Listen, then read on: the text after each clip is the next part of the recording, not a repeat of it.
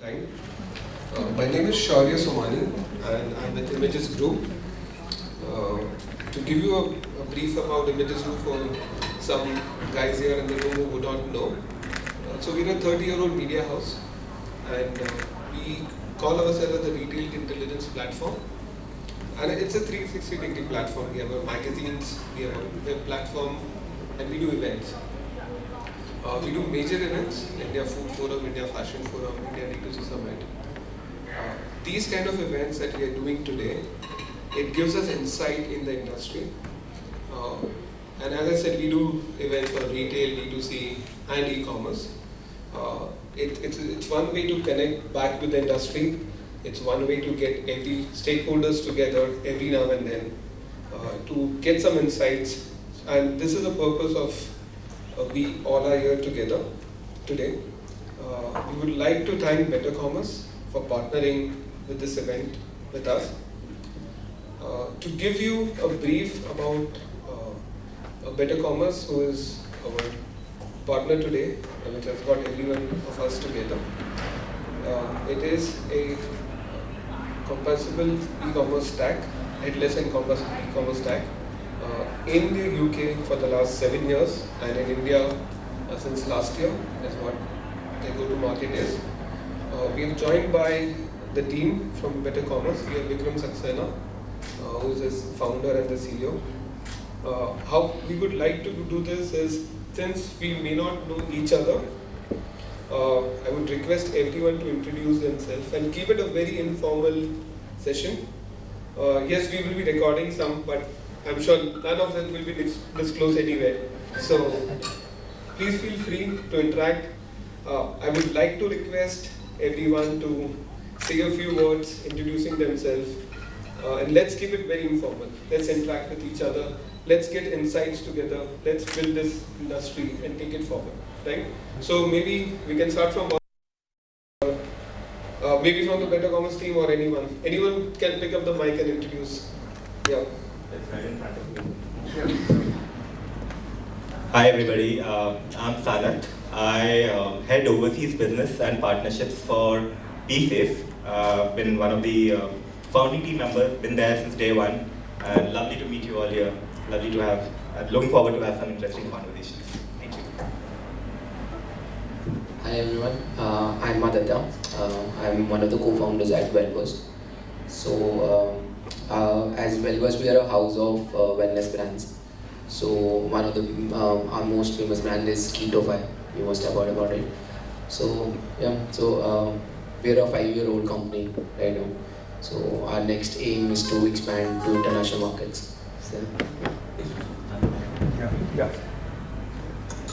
Hi everyone, I'm Tanvi. I'm the brand and content head for Arata. I've been with them for close to over a year now, and I have a lot of experience in the lifestyle, beauty, and personal care space.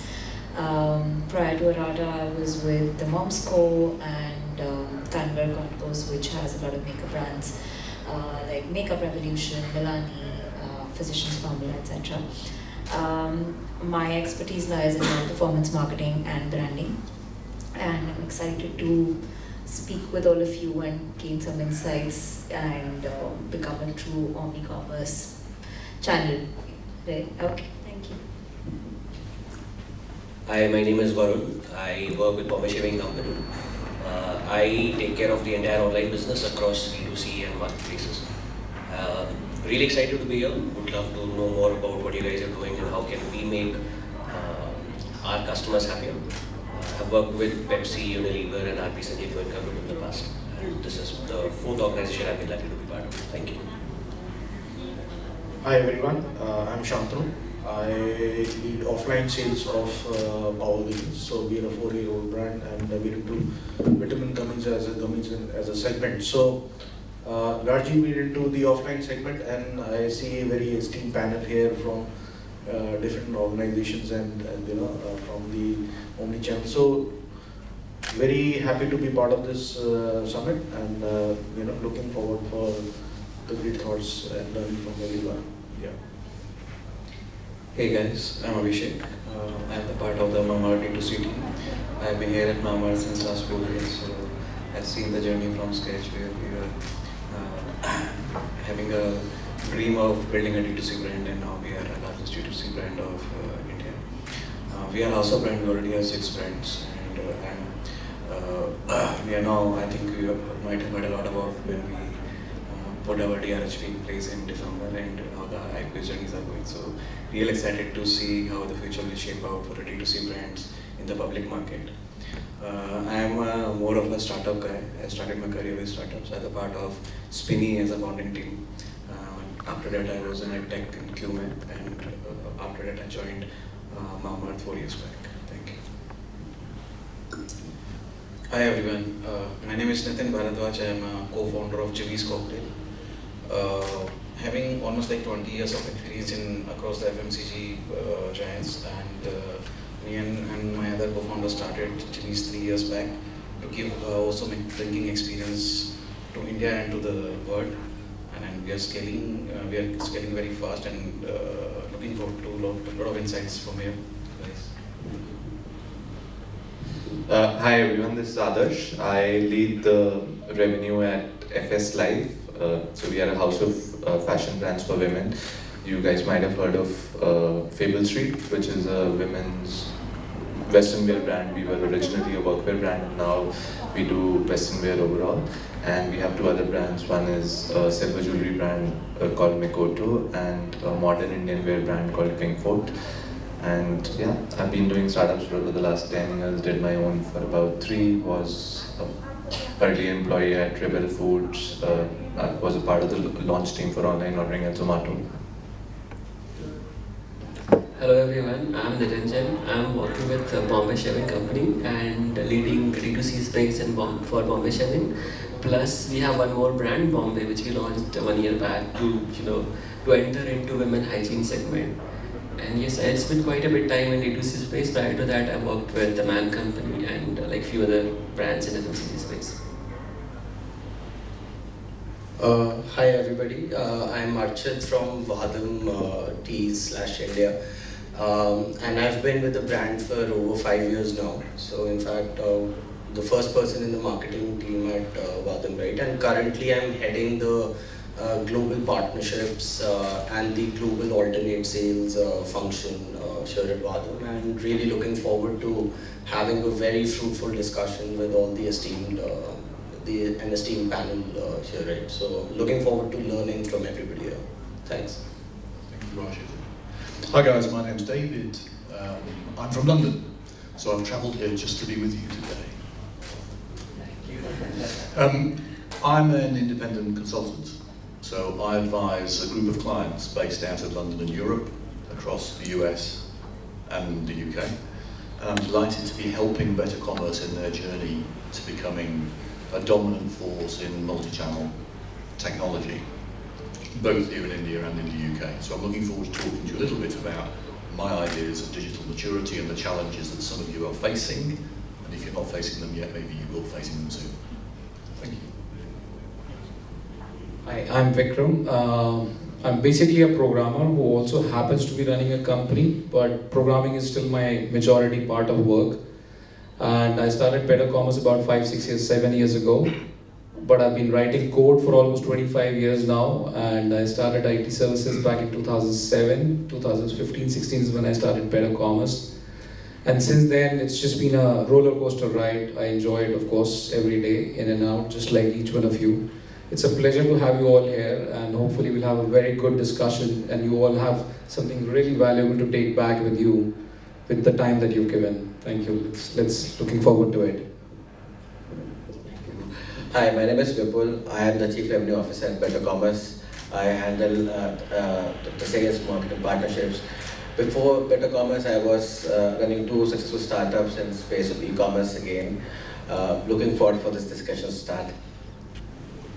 Thank you all. Like I said, this is our first event that we are doing. We launched in India just about last year, and we're quite excited to obviously doing this first time. And if there are any mistakes, please do let us know. We're more than happy to hear that out and improve for our next session as well whenever we do something next.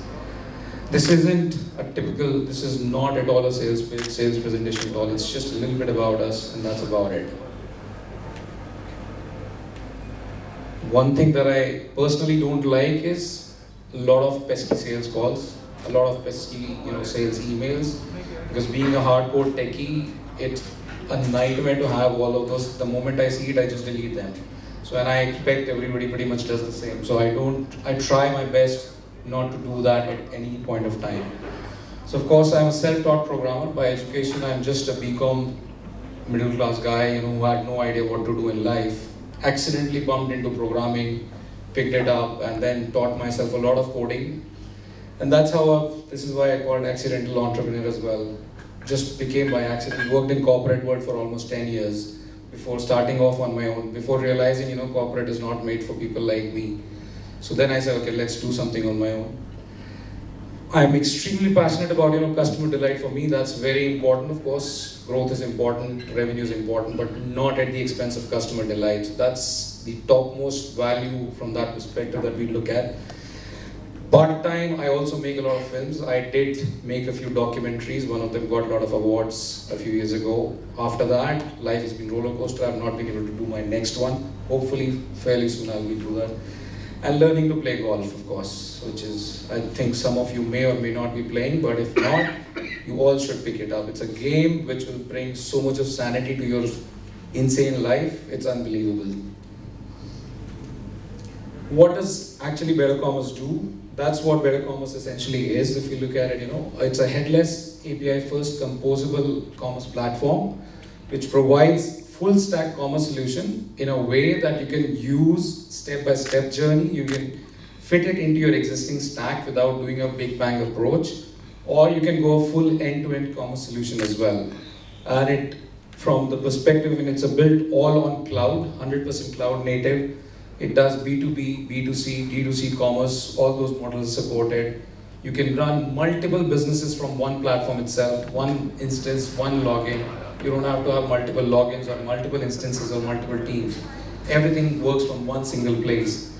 Global, we've been doing this in the UK for some of the very large retailers who are truly omnichannel, pure play, a lot of mix of different industries as well, and cross-vertical as well. So we've been doing that for quite some time now. Now, if you look at digital transformation, now India, and why we decided to come to India. Of course, I live in Delhi, but I was shuttling between Delhi and London until COVID happened. Of course, when the whole travel came to a halt. And that's when we started looking at, and the penetration and the overall adoption of e-commerce in India got accelerated by a few years, which was pushed by COVID basically. And that's when we realized that India is a huge space for D2C brands, and proliferation of all the D2C brands in the last few years is just a testimony to that itself. And this is where we thought, it's a good time to see where we can add value to the D2C brands that are beginning to evolve in India. Although, India is considered to be IT powerhouse, I still think there's a huge amount of maturity that we have to cover and miles to go before we become really technology savvy. Of course, from a services perspective, we are really good as a country. But when it comes to product, it's still very immature. When I have conversations with a lot of CTOs over the last 1 year, and I would say I'm very disheartened or saddened by the state. CTOs have become more like a vendor providers or vendor selectors more than technology oriented people, which is quite a saddening state to see it like that. So this is where I thought, it's a good time to bring that hardcore tech value, and not just tech for the sake of modernity or just for the sake of having a technology per se, but how does it add business value? You should not adopt a new tech just for the sake of it. It has to add business incremental value, help you grow in some ways, make your life easier. So this is where we thought, there's something called digital maturity curve, which we've put together as in, so there's nothing right or wrong. Like I always believe is context is the king, not the content. Depending upon something may work for somebody, it may not work for everybody. So you have to find the right context where you're applying certain learnings from different areas. That's where we've got something digital maturity curve, which David will talk about, to evaluate, where you are on that journey and how potentially, you can learn from peers, we can help in different ways and form. So if you look at how D2C has evolved, there are of course different models from a D2C perspective, businesses which are doing only marketplaces, businesses which are doing pure play, no offline presence, and sometimes not even some marketplaces, but not all. And then there is whole omnichannel commerce, which is like doing marketplaces, your brand website, mobile app, and offline retail presence as well. Now bringing it all together becomes a nightmare. You almost need an army to get it all stitched it all together and get it all working. The overall innovation in retail, if we look at, it's been quite phenomenal. Connected commerce, video and voice commerce, augmented reality, virtual reality, AI, self-checkout, datafication. One of the most overused and understated element is datafication. Everybody talks about data, but how to get it all together, how to actually make use of it, is still in a very shoddy state overall if we look at across the country and a lot of places as well, a lot of companies. Everybody wants to talk about data, but it's still a huge challenge. Great examples of how retailers are adapting to tech, Nike, Lenskart, they're all leaders in their space and they've got big teams at their houses to do a lot of things. I'm sure Mama Earth would have a huge in-house army of techies, solving different challenges. But and they would be doing a lot of innovations as well. I'll hand over to David. That's enough about me or Better Commerce. David, all yours. Thank you, Vikram. Just 2 minutes, no more than that, because I think, guys, you'll be keen to get into a conversation with us and with each other about the challenges that you're facing and how some of those challenges can be resolved. But very quickly, in the same kind of way, I'm an advisor to a dozen businesses across the world. I built a small consulting practice out of London 6 or 7 years ago, and I operate through that business. I'm delighted to be able to help Better Commerce in their journey, but I come from a kind of independent background, and I am an independent operator. So see me as an independent at the moment, rather than as anything affiliated directly to the Better Commerce brand. Just to add a little bit over there, I got in touch with David last year when we were pitching to a very large fashion house in the UK. So they had hired David to evaluate different platforms, and then David was evaluating us as well for their adoption. And eventually he liked the platform so much, he said, I really want to help you guys pretty much on a pro bono basis without any charge, right? Nearly. Just for a cup of coffee and a few trips. A round of golf. Yeah, and round of golf. So you don't get all this grey hair without putting a slide up that says you've been doing it for 30 years. I've been doing it for 30 years. I invest in businesses as well. I'm a cricket lover. I'm delighted to say that tomorrow I go to watch Australia play India. There's evidence of being a cricket lover. I'm passionate about customer centricity. It's a subject I think I'd like to touch on briefly in a few moments, not for too long. I'm a classic car enthusiast. I've got 2 classic cars, living in London. You're kind of immersed in this from your boyhood, at least I am. My father was, my grandfather was, so I'm an enthusiastic collector of classic cars. And I can't put my slide up without putting golf on there. Yes, I play golf. I've played golf for 30 years, but I'm not as good as him, and he's only been playing for 12 months. So, next slide. I want to talk a little bit about the notion of digital maturity, if I can get the next slide to come up. About 4 years ago, I got very interested in the philosophical element of how businesses grow from a digital perspective. And I built a simple framework, that's all it is. This is a derivative of that framework, which we'll happily share with you. It's the concept of how a business develops its capabilities and its attributes in the march towards digital leadership. I'm not saying that anyone in this room should aspire to being a digital leader. That's a tall ask, but you may. But what this framework allows you to do is 2 things. 1, plot where you are today. In an honest assessment of your business, are you right at the beginning? Is this 101 for you? Do you have teams who work in silos? Do you have fragmented data? You may therefore, if that's true, be somewhere in this camp. If you're over here, your outcomes are linked to your customers. They are advocates of your brand. You are probably in a seamless matrix world. Desirable for some, not desirable for everybody. The vast majority of people I talk to are somewhere in the middle. They get it, they've come through the first stage. They get the importance of it, and they've started building capabilities to be more digitally mature.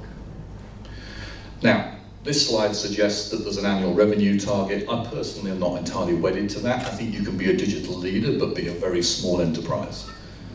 The marketplaces tend to be true. In my experience across the globe, you're unlikely to be a digital leader if you aren't in every possible market.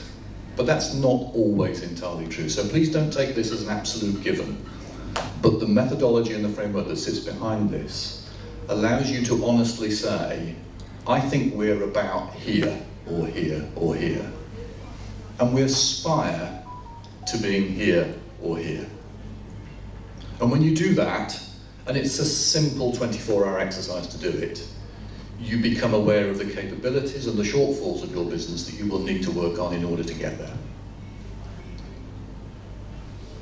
I won't spend too much more on that for now, but clearly in the conversation we're going to have, and outside there over lunch afterwards, I'm very happy to talk in more detail to any of you who want to learn a bit more about it.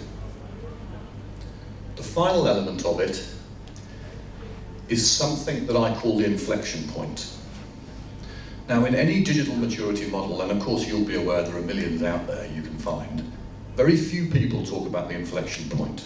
And the inflection point for me is a fundamentally important element of this framework.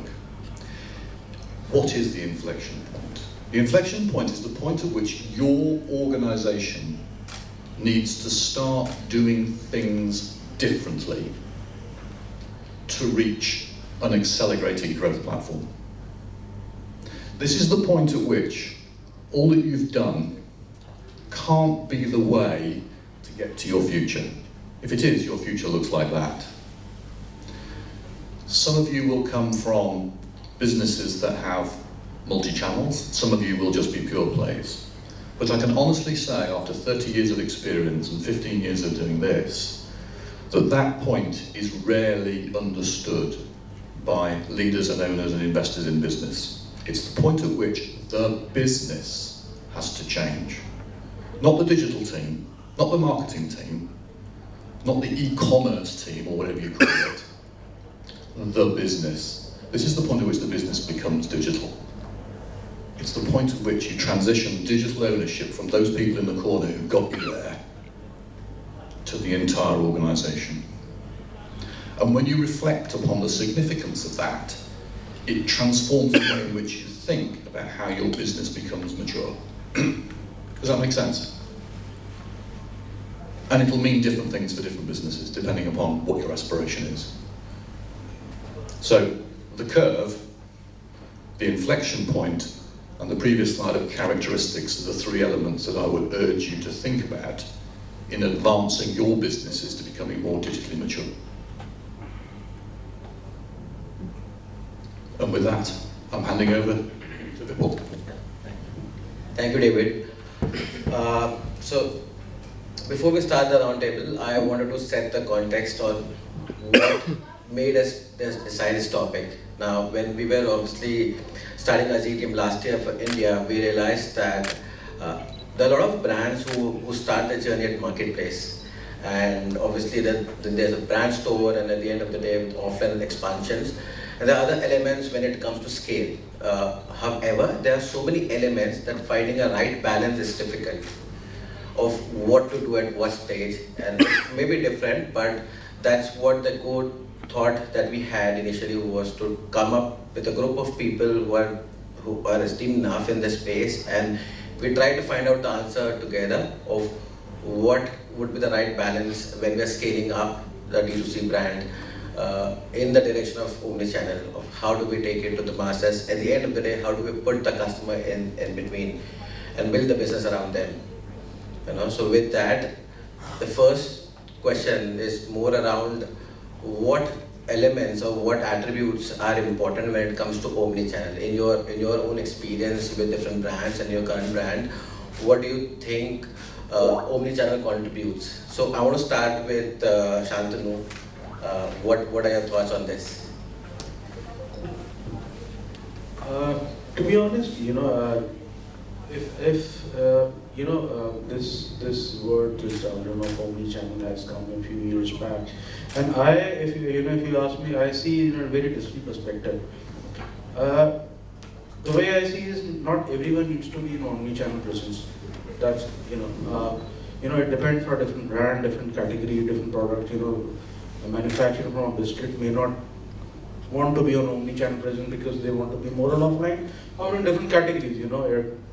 If you say the apparel side or the skincare, high ticket value items, that journey would certainly start from e-commerce and marketplace, and then try to be more omnichannel, and growing down the line maybe offline as well.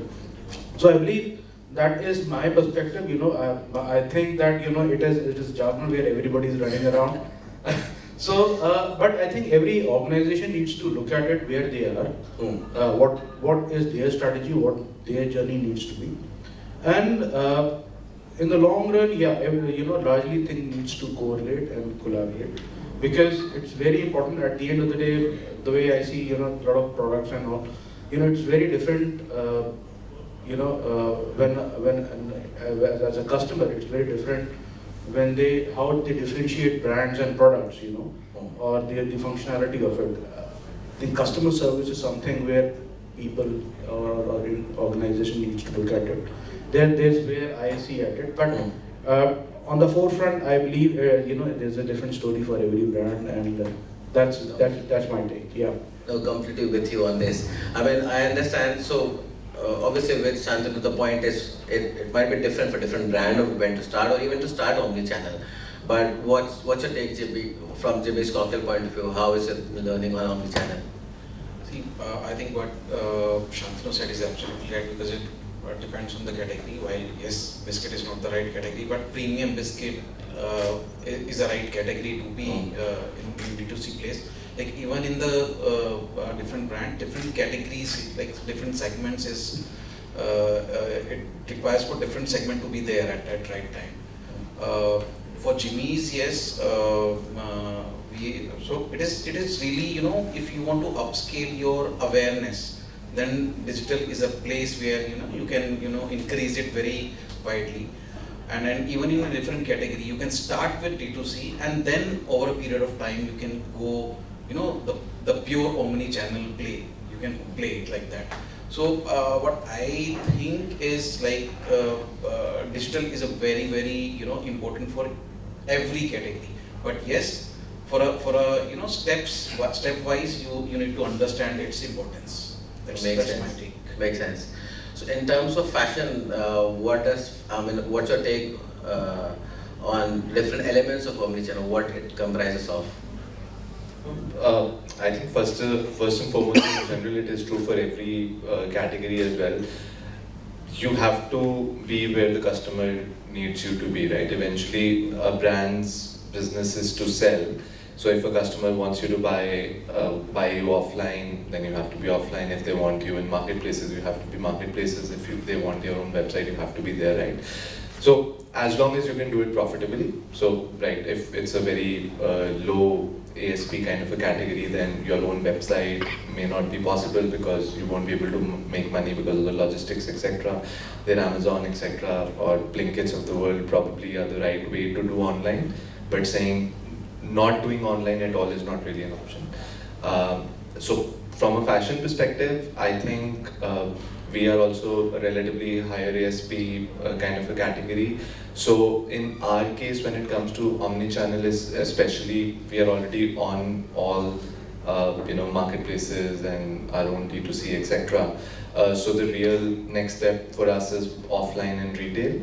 There, one thing which is slightly particular about fashion is that the number of options to do multi-branded stores are very limited, right? There are only 2-3 options: lifestyle, Shoppers Stop, etc., which play at a more premium category. And there too, the number of stores which are really good performing stores, etc., are very limited. So, especially in fashion, the only way to go omni-channel and go big offline is for you to have your own stores. That gives you high revenue potential rather than being dependent. Whereas I think in other categories you can still do a lot through supermarkets and smaller retail channels, etc. That makes sense. I mean, what do you think about it from Bombay Shaving Company and Angel? So, in my opinion, I think as the other panelists mentioned that the approach should be at least in a higher ASP, that we build digitally and then we go for omni-channel. And it's not omni-channel not just for distribution. It's like branding as well, and it has to go together. It cannot happen that you are investing a lot in your digital platform and you are not available physically. So if you are reaching the scale in that digital parts, you should go in hand with your offline as well. So I see that that's the key for us, and we see that omni-channel approach is a good growth lever for us, because we still see that offline contributing more than 90% of the retail transactions happening. So these dots should be connected. We cannot see a customer from just one view that how they are operating in offline and how they are operating in online. It should be mixed and merged, that we should be able to know their behavior. Perfect. No, makes sense completely. I mean, just to set the context right, if you guys want to second anything or you have any other thought, please stop in between. I really don't want to go in the order where I'm controlling the entire conversation. Please jump into the conversation wherever you think you want to add some value, probably contradict me or anyone probably. It would be a good discussion to have it more like a conversation rather than just roundtable stuff. So on that front, I mean, I've seen PSafe also being in the omnichannel space. What are your thoughts on that? Thanks, Vipul. I think from day one, our approach was was a brute force approach. I mean, in the sense that we want to kind of try where we discover our customers, right? So from day one, we were selling online on our own brand.com. We were selling in retail stores as well, and we were also operating out of marketplaces. So I think in that discovery process, we kind of now we can kind of find out as to which channel is more profitable for us. So I think, and over the years, I think we have been in operations for the last 6 years now, and we've seen the channel mix change drastically. There was a channel mix which was very different from how things were before COVID and how things have changed right after COVID. I think we were bombarded with orders, especially us being in a hygiene space. I think at one point of time we got about 40,000 orders in one day on our website. And we were looking for opportunities and we were looking for options to kind of explore how to fulfill it. This was maybe 10x of what we would typically fulfill in a regular day. So I think I concur with I think all the other folks' discussions that it may vary from brands to brands, from category to category, and I think what really worked for us was we kind of did a lot of hit and trial, and kind of now I understand as to this channel is working well and we can then scale up. It makes sense completely. Can I ask a question? When you were going through that process of determining how and when you would do it or where you would do it, did you use any of your digital data to help inform that decision? Did you go out and talk to your digital customers about what they wanted, or did you just brute force it, literally? So I think a lot of insights, was coming in from social channels as well. I mean, I think when we were trying to, let's say, introduce ourselves in certain stores, we kind of did a lot of surveys, online through our social media platforms. And we were kind of seeing as to how the engagement was, of customers, on that platform. Are they really looking forward to see us at stores? Or if we were to, introduce, let's say, a kiosk at a certain mall, and we would sell out of that kiosk. How were our customers, sharing their feedback, on social platforms? And at the same time, I think we were also looking at how at each touch points were we kind of getting interactions coming in. So we were evaluating all of these aspects primarily from I think the limited options that were there initially. Now there are a lot of APIs and applications that one could integrate and measure what is the customer sentiment like. But at that point of time, a lot of initial initiatives were very I would say rudimentary. Yeah, rudimentary. Yes. Yeah, I personally, coming from a very small country, find that fascinating because with over 1 billion people at your disposal, with a vast country, there must be a lot of regional differences in India, and it can't be the case that one size fits all. I'm pretty sure with those of you who have broad product offers, you'll find very regional differences in terms of what people want and how they consume your products. So using the data to help them. So I would like to add on that. So what we think at Wellversed is that everything has to be customer centric, right? So all the drivers for your growth, for your product, and whatever the company does, it has to be from the consumer. So as what you said, I totally agree with that. So there, I would say that the problem with Just talk. If you just talk. I'm not very good with mics.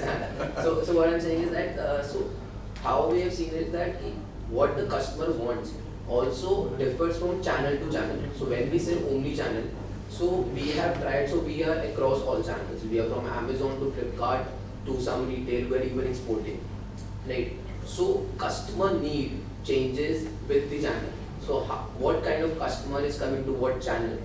Firstly, that is very important to understand the consumer at that channel, and then you need to understand the consumer emotion connected to the brand.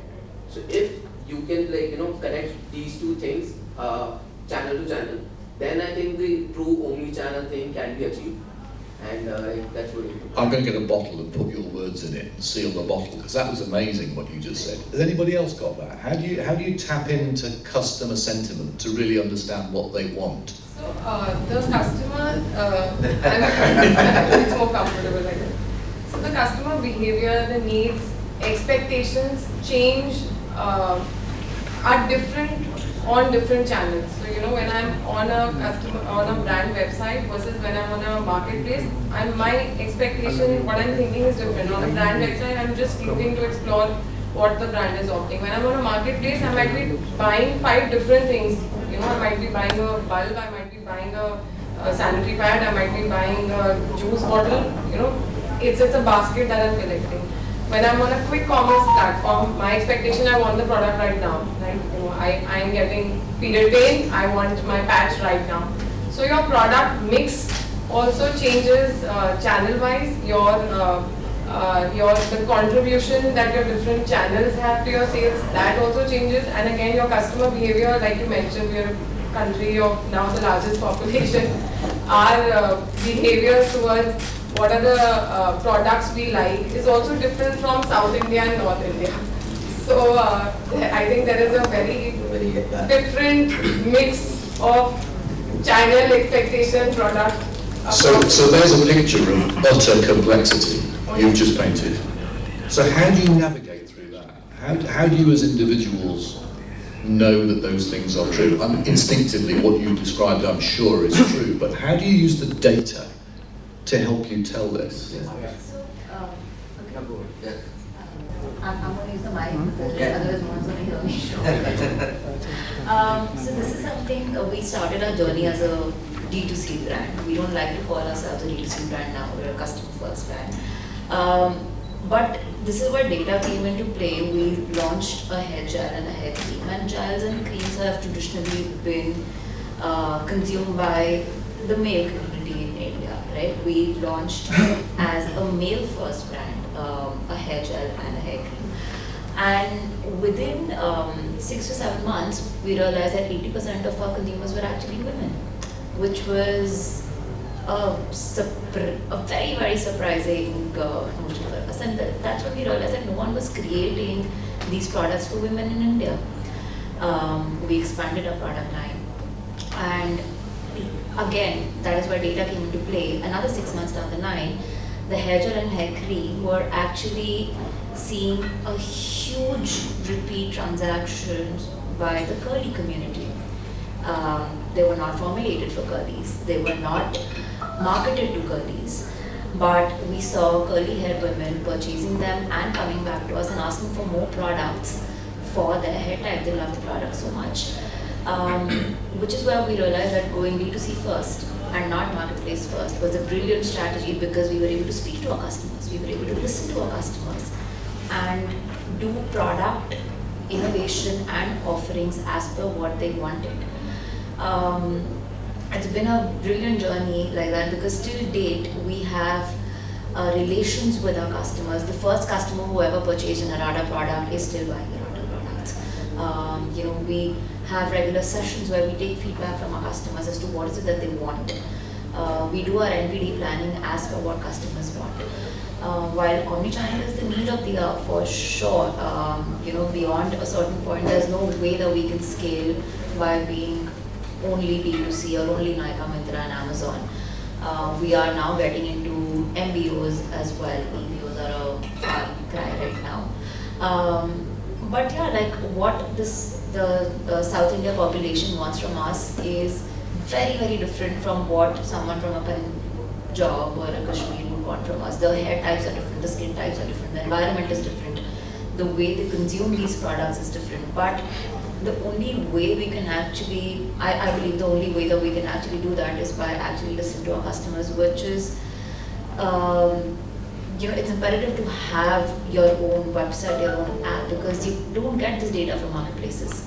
That's exactly where I'm going. You've got this void over here, haven't you? This lack of anything. Yeah. And until you come to your world, and your world is rich with data. Absolutely. And you're a consumer-centric business. Absolutely. So you need data.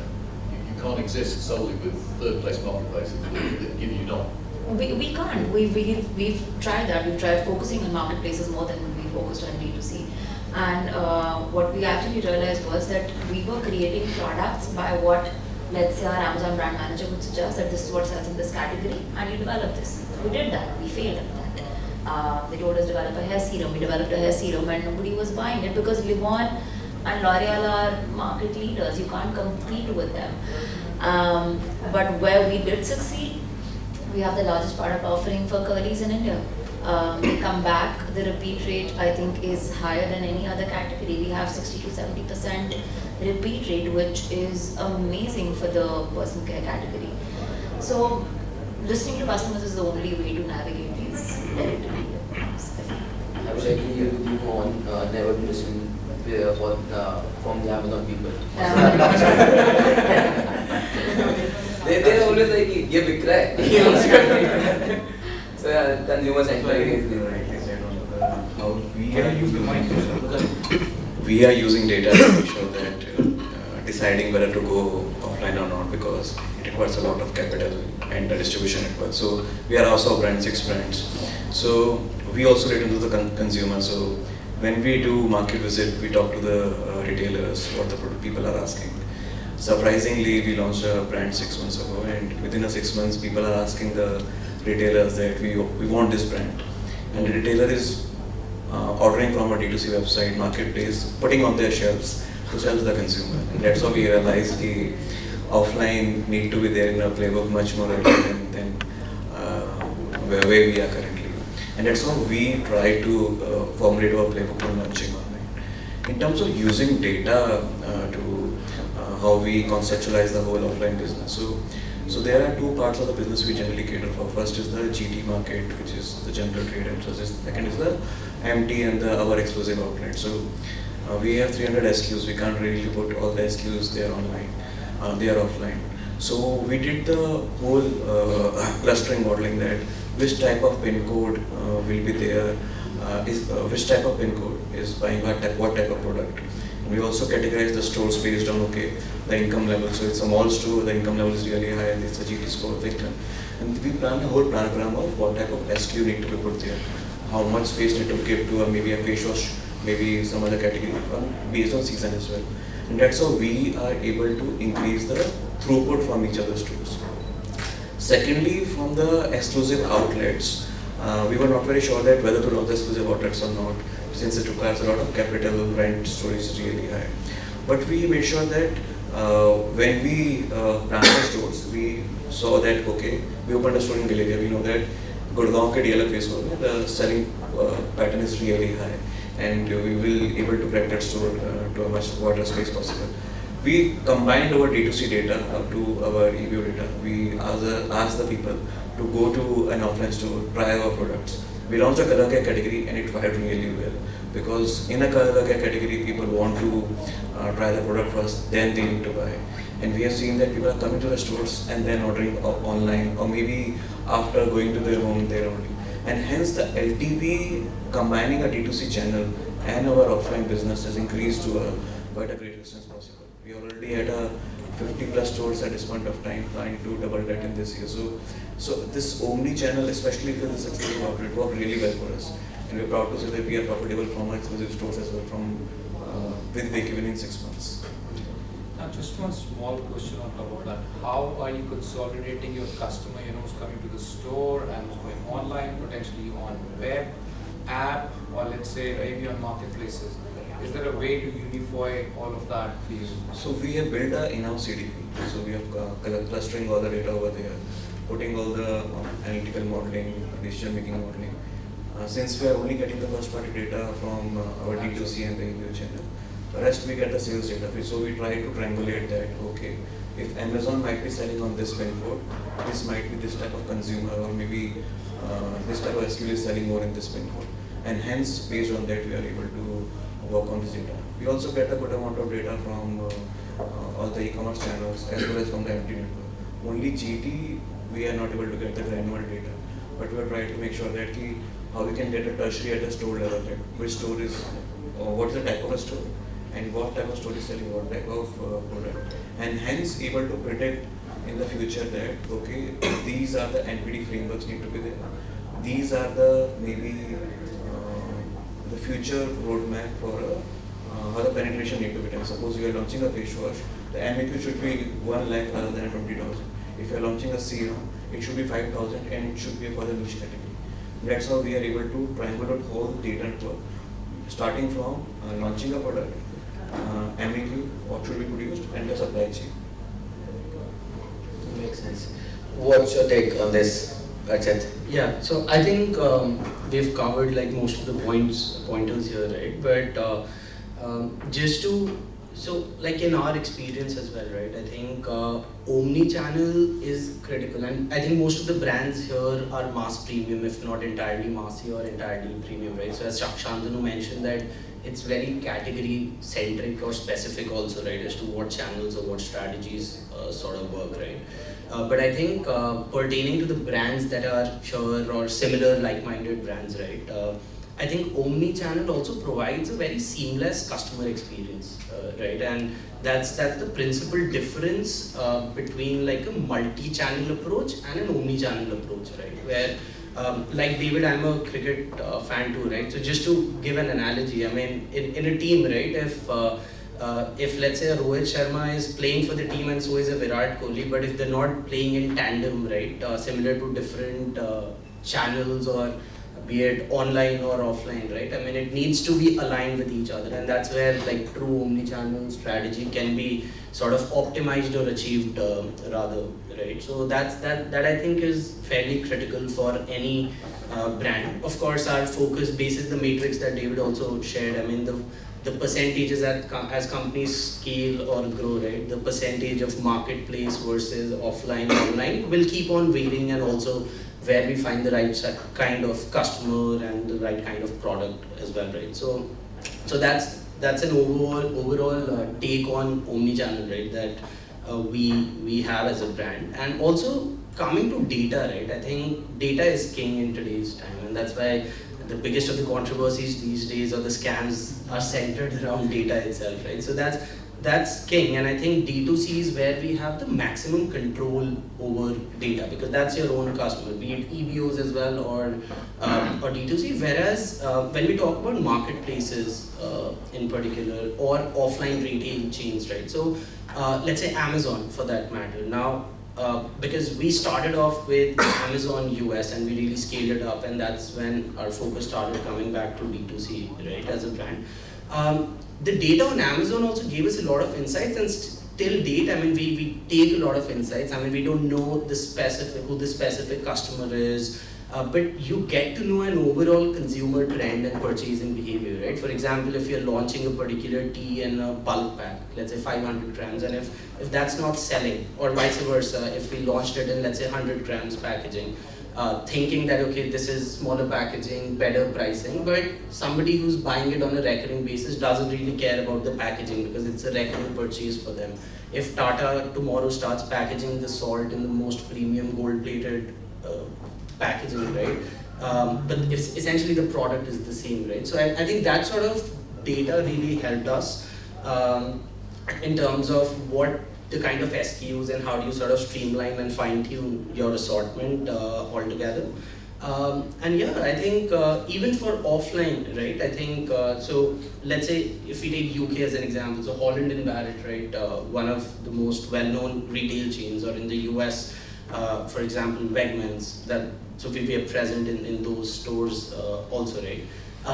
We know that we've launched a particular, let's say, a turmeric range of teas, right, or particular variants. Now, post-COVID, there was a certain trend when people were actually buying it, right, and now the trend keeps on changing, right. So we know, I mean, we use that data in terms of what we need to pitch, the kind of assortment we need to come up with, whereas we might not have a complete control over the data, similar to D2C, but I think data altogether is very critical, be it for marketplaces or offline spaces. So yeah.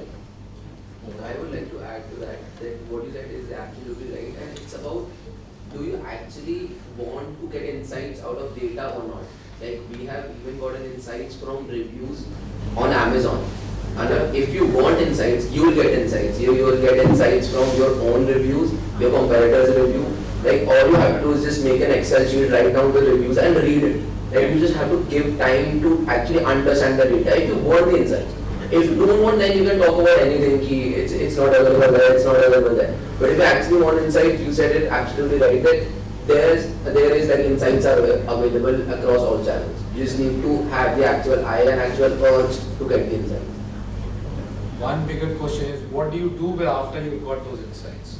So so what we do is that we use that insight in our product, we use that in our marketing campaigns, we use that in our supply chain. We will almost across everywhere. Like a very small example I'll give you. So we have a brand when it was zero sugar, right?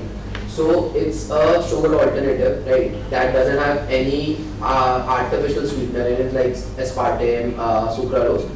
Also, it doesn't have any kind of natural alternative sweetener that spikes your insulin level, right?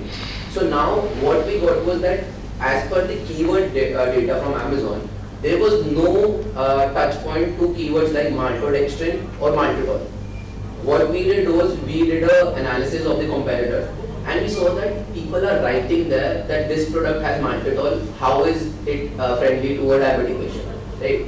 We picked up that and we just included that in our title as a very small thing. We said, zero sugar, this, bracket, no maltodextrin and maltitol.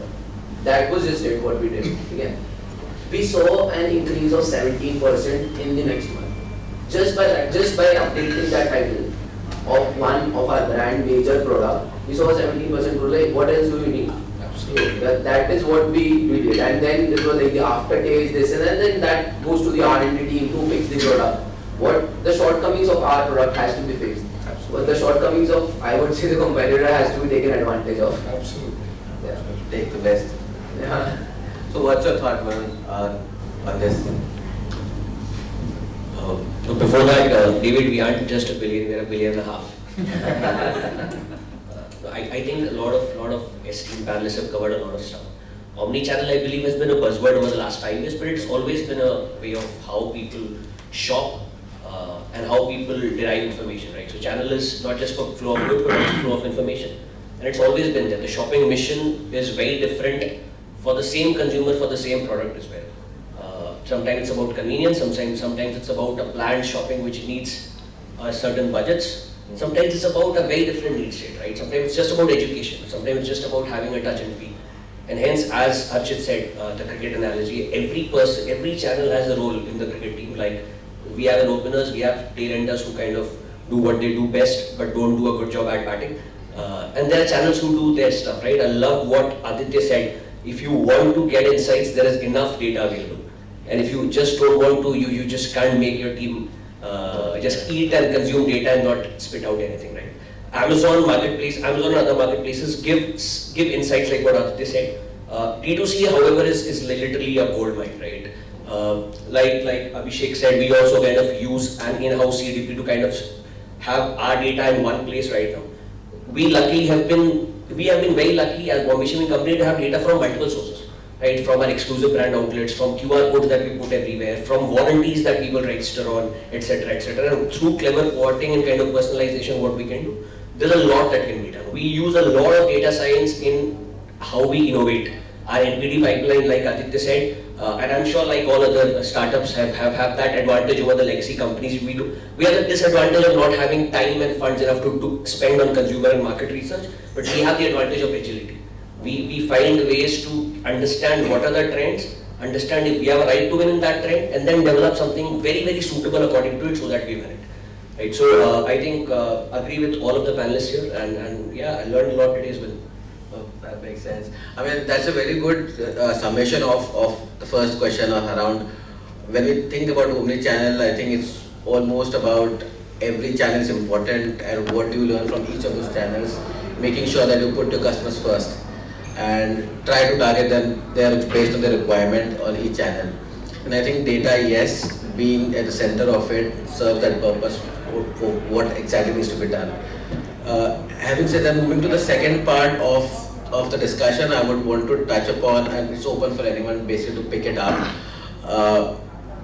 If marketplaces are giving you information, let's say the top line of the revenue, what would be the right time to, let's say, start an offline store, to start building your brand technically, Is it just the revenue? Is it just the number of customers? What are those key elements? In each of the business, obviously, every business will have it differently. But in your own opinion, what do you think will be that inflection point from where you want to start scaling up, Going out to the offline business. Going out to the offline store probably, or you want to expand internationally, let's say. What are those critical key decision points that influence this decisions?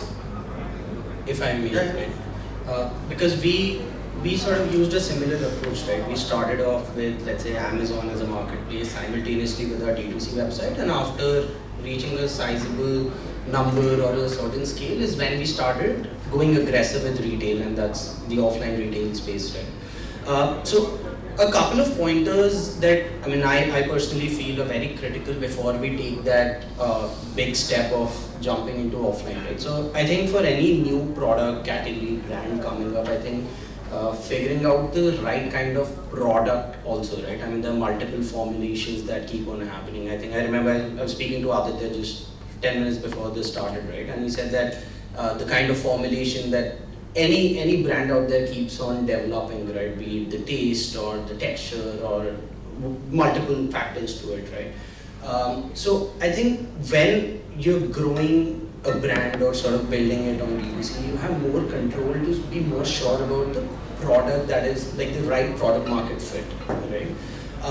Secondly, you have more data, control over data, more insights. Like as Tanvi said, that the first customer that you had at Arata is still your customer till date, right? So the kind of insights I'm sure that you can get from that person, because him or her has seen that journey with the brand, right? Their preferences would have changed, their taste would have changed, right? So I think it's a gold mine of data as well when you have your own platform. So I think product market fit, the right formulation, the right SKU probably the right grammage to the products, right? I think if you can test it out, do those A/B testing, what is working, what is not working, what kind of messaging is working on the packaging. I mean, there are multiple iterations on the packaging as well you do, right? And that's, once you're sure on that, once you've reached a certain scale, right, is when you can probably try out for offline, because firstly, you don't have too much control in the offline channels, right? I mean, you can't have all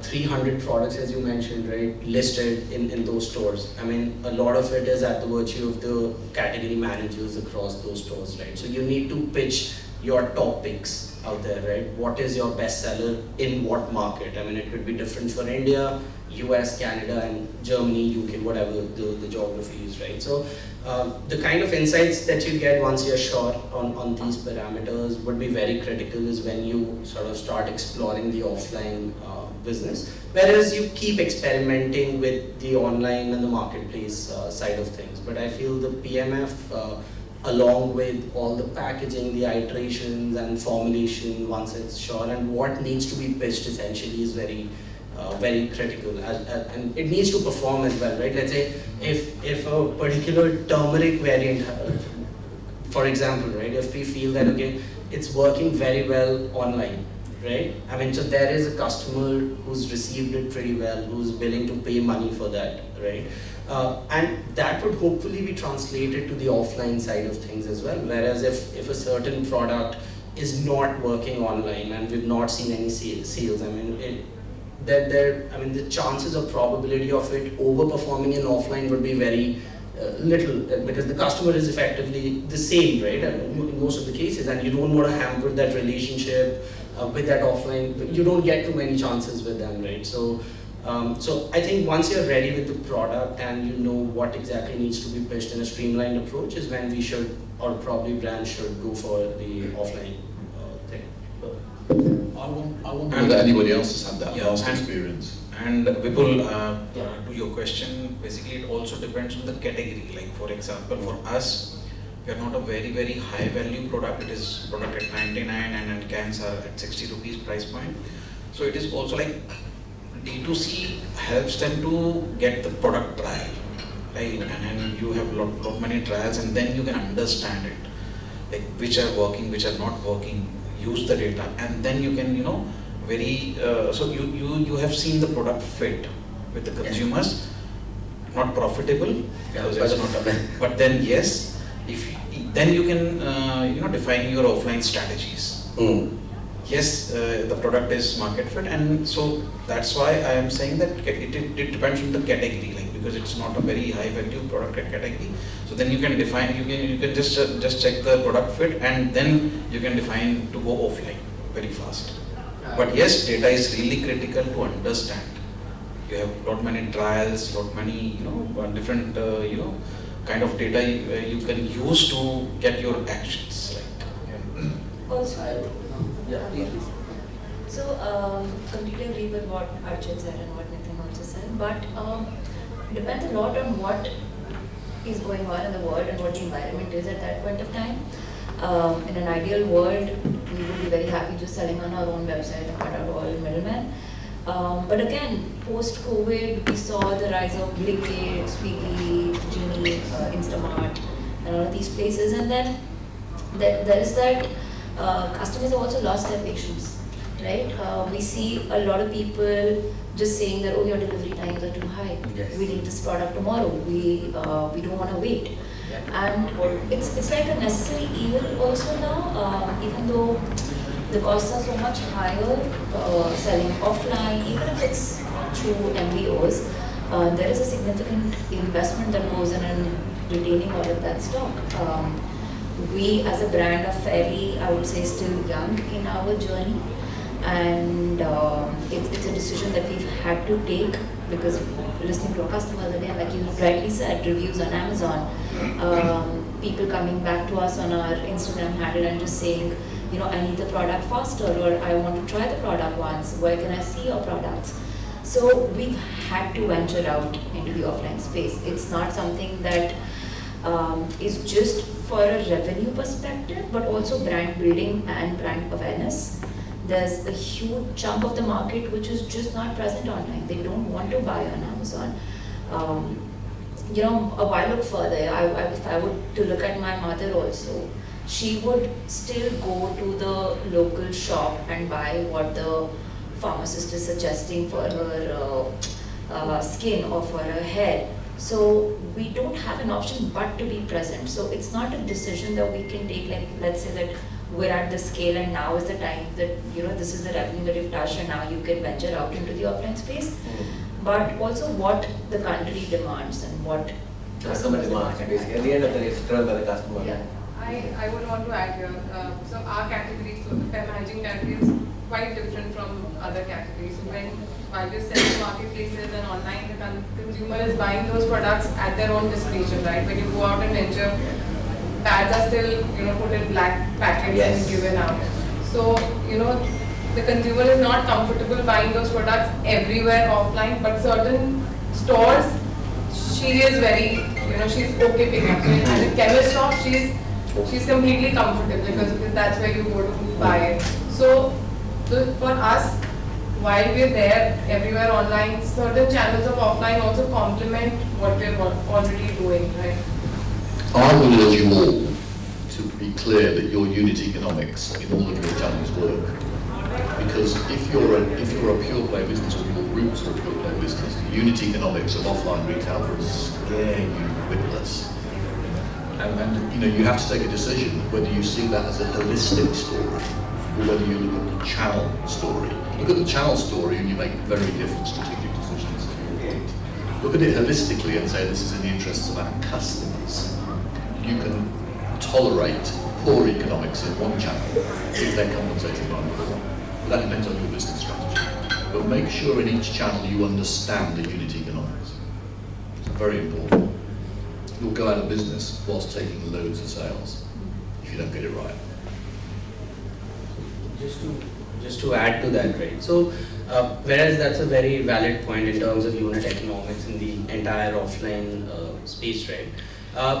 But I think, let's say if we take Amazon as a platform or a very big offline retailer, right? And if we as a brand have launched, let's say 6 months back, and people are of course not aware it's a digital first brand, digitally native brand, your offline presence, your marketplace presence on those credible marketplaces also creates a lot of credibility and trust amongst customers, right? If Amazon shows your product as with that Amazon choice tag, right? Or if it's available in a La Marche or any other like a modern bazaar for that matter, right? I mean, you know that, okay, this is a premium offline retail chain, right? You might not buy it immediately, but there's a brand recall if you then get targeted by Instagram ads or Facebook ads, right? You know, okay, I've seen this product, they might have put in because it's a credible brand or it's a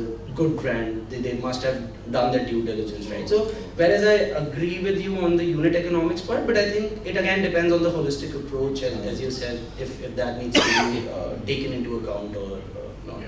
My only advice is don't overplay the value of Amazon. Yeah, so like this is what I was gonna say.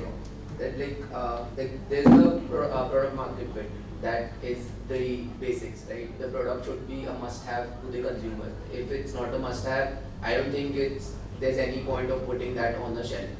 But what also matters is that when you are expanding or you're trying to scale the offline market, then the P&L, the product economics, that comes into play. Because if at that point it's not right, then scaling would become very difficult. You can obviously try, like we have been trying with some supplement stores of our new products that we have launched. So in the start of our first brand, we came to offline after I think so 2 to 3 years. Right? But after the first brand, all the other brands, we are very fast to the offline market, but on the trial. Once we have figured that out, because the retail market or the offline market is hungry for margins. They're like, how much are you gonna give? That's the only concern I have. I don't care about your product, whatever you're putting inside. I don't care if it's good, it's shit. Nothing matters. It's just the margin. So P&L, unit economics, it plays a very big role. I totally agree with you. So that makes sense. I mean, from a fashion point of view, what do you think others? What's your take on this? Well, I think it depends on multiple factors. There can't be a very clear, this is the time kind of an answer here. I think 2-3 important factors that come into the picture is one, when do you think as a team you are ready to explore multiple channels and grow them at the same time? I mean, as a team, if you don't have enough bandwidth to grow 3 channels at the same time, then you will actually hamper yourself rather than growing. That's one. I think second, it's also in terms of where you are in terms of your online growth journey, assuming that we are all online first brands and then exploring offline.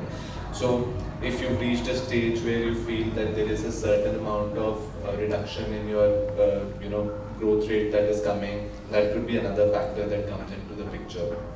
And then thirdly, it's also about the competition and you have to look at the external environment. So for example, COVID was one period, right? I mean, there's no point going offline at that point in time. But from a competition perspective, what I meant was that, let's say you are playing in a category, the fact is that offline is about 80-85% of the overall market, right? And some of your competition is expanding heavily in the offline world, then you will end up losing out, right? Because they will end up capturing a much bigger market share much sooner. So I think those are the 2-3 factors that you have to look at. No, that makes sense. I mean, at the end of the day, it's broad. You need to have a broad right. You need to have control on your data. The timing is important in competition. So there are multiple factors. I mean, what I would want to understand from you is, how did Bombay Shaving Company win it? When you went offline, what were the critical elements that you thought about before going offline?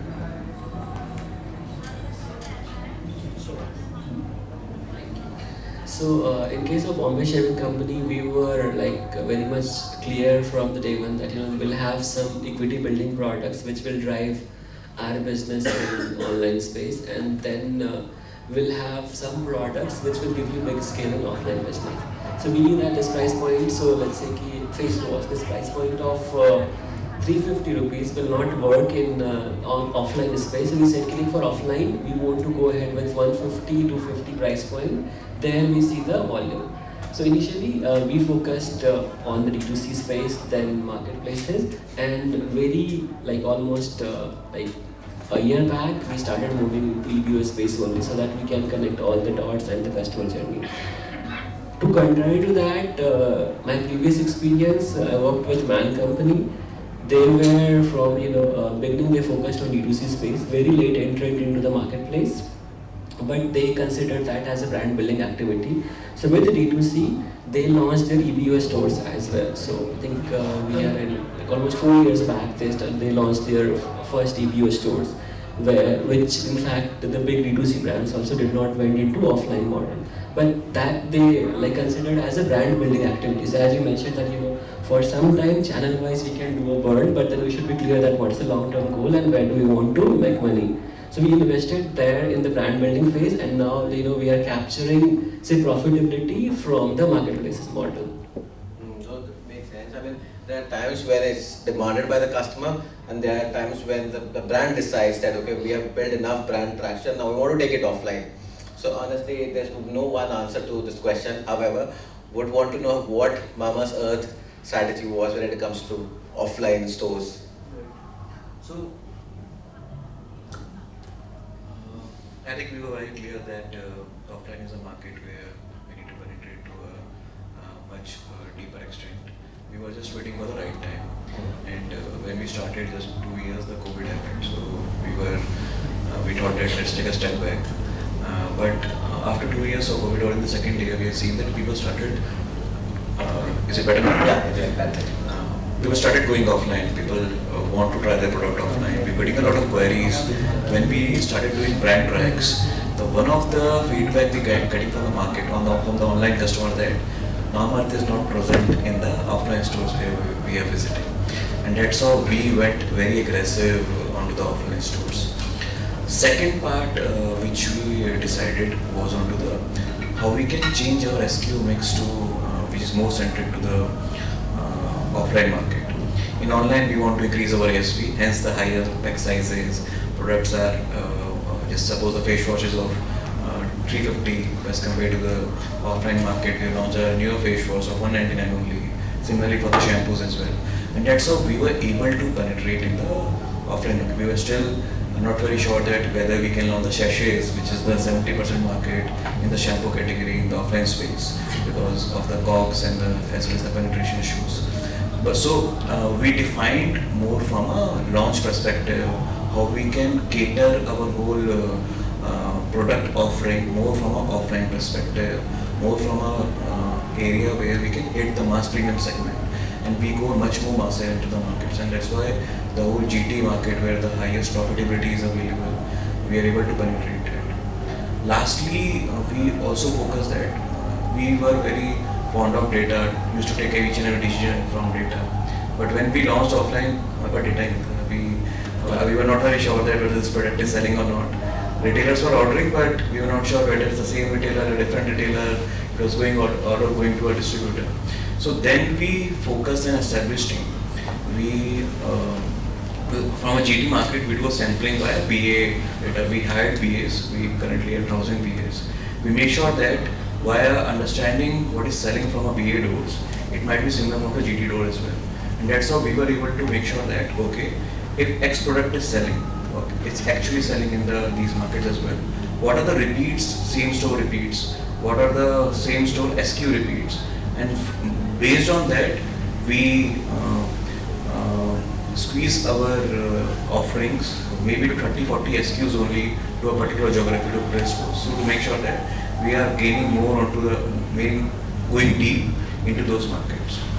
Lastly, I think main problem when we are making a P&L, we are a digital heavy company. So when we are scaling heavily on Google, Facebook, where to attribute those spends, whether to a marketplace, whether to a D2C or whether to a offline channel. Our offline head is saying that, okay, I don't care whether you're spending on Facebook, I don't care about the spends.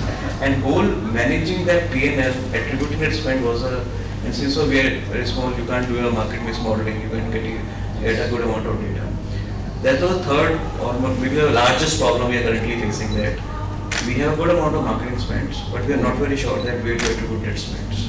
Currently it's about the basic, maybe based on to the uptakes, maybe the NSP sales, but that's not a right assumption to make in the future. So currently when we are making that P&L, we want to assume that what should be the right attribution mix to make sure that the bottom line is optimized to EBITDA level to each and every channel rather than something else. So that's the last problem, or maybe the current problem which is facing at this point of time. So currently you do it as per updates only?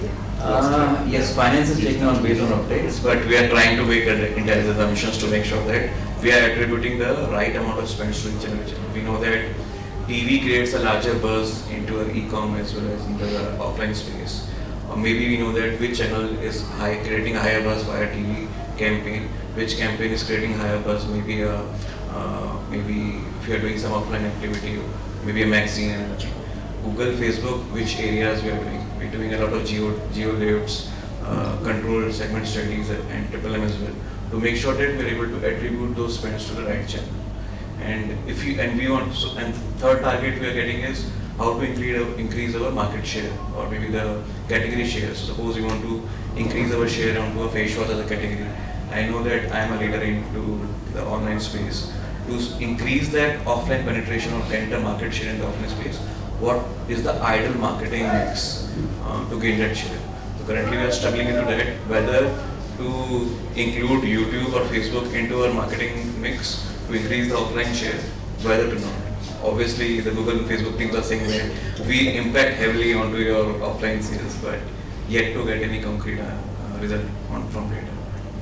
Data is always mystery, honestly. And you rightly mentioned the last thing, datafication. Yes. We had a lot of data, but we missed how to make sure that we are capturing the right metrics into a right way to actually make sense out of it. So during COVID, we had a lot of data, but it was all into maybe Excel sheet or somewhere else. So I think 3 to 6 months, we hired a lot of tools. We established our marketing science and data team to make sure that we had the data for the future. One question I had with regards to Omnichannel, of course, as a brand, you're going to offer a lot of discounts and promotions on your website, right? Now, let's say you're selling it through a distribution channel as well, retailers, distributors, wholesalers. when a customer goes to a shop and says, okay, I'm going to buy this turmeric tea, and over there it's for $500, but he goes to the website and he says, I have a discount coupon, I can get it for $400. Why should I buy it from you? So the retailer is going to come back and complain to you. You are killing my customer. He would have come, I would have given him something else, but now he's going back. So how are you guys handling it? And this is open to all of you. How are you guys handling that particular scenario? I think it's the most difficult question to answer. So we are facing a lot of questions that when we are launching. So for online channel, we want to acquire as many customers as possible when we are launching an aggressive sale, because we want to take that marketing cost into our while giving a free product. So what we are currently doing is we have defined our portfolio in such a way that few of the SKUs are centered for offline, few of the centered for e-commerce, and few for the D2C channel, and that's how we are able to control discounts. And also we have some guardrails that, okay, for a particular key SKUs, we will not run X amount of discounts, X amount of discount in any other channels.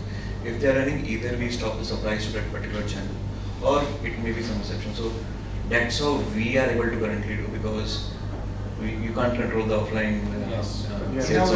In a way, then you are somehow counterbalancing a omnichannel, true omnichannel concept, right? You're somehow doing that way. But let's say, if you create a separate SKU for offline, a tea that I bought online and a tea that I bought offline, they don't taste the same, although the name is same. So it's just the sizing difference. Yeah, of course. Okay, the product is same, it's just the sizing difference. Secondly, we are also making sure that we are personalizing the discount. So rather than running a mass sale for 5 to 10 days, do one thing that, okay, for a particular customer we know that with the probability that, because customers might not be purchasing offline or e-commerce channel with a probability model, it's better to offer some discount to make sure that the brand repeat increases. So rather than measuring the channel repeat, we are now moving to a brand repeat, and with some few estimations that, oh, this customer has not purchased from any other channels, and that's how we are offering a discount to that particular customer. And hence, so we have around 5 to 10 million customers on our platform. So for each and every customer, we want to know that at what point of time, what type of discount we need to offer to that customer to make sure that the conversion rate is highest with the least discount possible. I think in personal care and fashion, it's more difficult to do because the products are very obviously,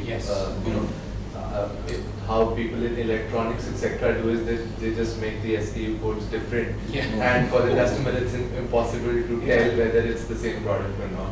It is also difficult, like for example, I think shampoo can have different sizes, but then we as a cocktails in a bottle can't have different sizes. So what we do, one is like, yes, we have certain basic pricing for a retail. So like for example, if it is 15-20%, then we are not running any discount more than that 15-20%, number one. And number two is also like we are creating a pack which is 4 bottle and a cocktail shaker, which is a perceived value, not an exact value. Almost like a bundling. And bundling thing, and then we are offering, if we want to run a heavy discounting, we are running discount on that pack, not on the individual SKUs. Yeah. And that problem gets even worse when you start thinking about having differential pricing within the country online.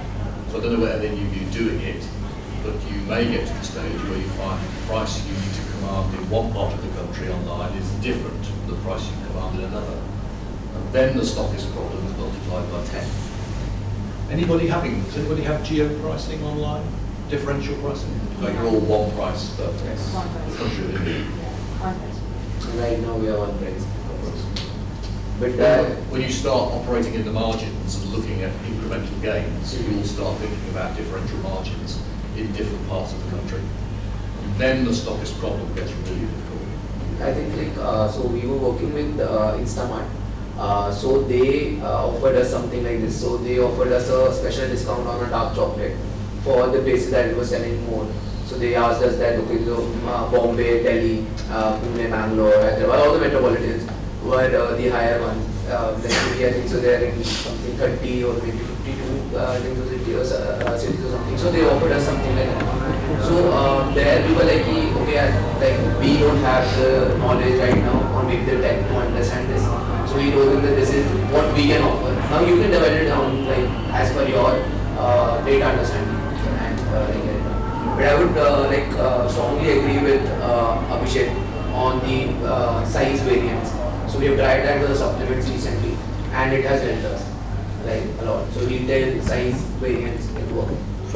We can't avoid channel conflict. I mean, in a country of 1.5 billion people with such nuances, biggest reason is offline is here to stay, right? It's We have all not going away. We have all made plans in 2012 about how Mission 2020 will look like with 30% contribution of e-commerce and modern trade. It never happened.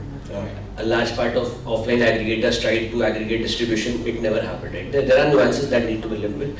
But what Abhishek and Aditya have tried about pack sizes, I think a lot before even pack sizes. Some of our businesses are fundamentally broken into several quadrants, right? There are categories, first of all. For example, we work with appliances, right? We have trimmers. Trimmers is a predominantly online play, right? It's a 85% online play and you have to concentrate there. However, we have a portfolio of hair removal creams, which is predominantly an offline play. And hence that becomes your channel of first refusal of price, right? And then within a category of products, pack sizing, introducing, ensuring that your offerings are differentiated on pack size. You play a lot on bundling. You play a lot on geo-pricing, for example. Quick commerce is very much possible now, and sometimes these are more push-driven than pull-driven as of the maturity right now, like how Instamart or Blinkit would propose, and then we would do it. We would ideally, and this is a fantastic idea, we would ideally love to do something which kind of helps with a couple of percentage of margin points where we can afford to do it. So yeah, I mean, also certain amount of channel conflict is actually good. It's extremely good when if you divide your portfolio into some of the quadrants depending on their penetration and distribution. Some of the very early life cycle products, a certain amount of channel conflict is probably very good for them. However, for a very mature brand or an SKU, channel conflict might just kill it, right? And hence the ability to manage prices for mature SKUs and the ability to give differentiated prices for the very early stage SKUs is something that probably will grow the business in my understanding. I think that's great. The only other caution against is when you end up with many floating variables, you end up with customer confusion. So why can I not buy it in this channel, but I can buy it in this channel? Why in this channel is it this price, and in that channel it's that price? And confusion at the customer level often results negatively. So you just need to balance it. Totally agree. Against the sentiment analysis. Absolutely. And hence we limit the variables. Quick commerce, convenience is way more important than discounts.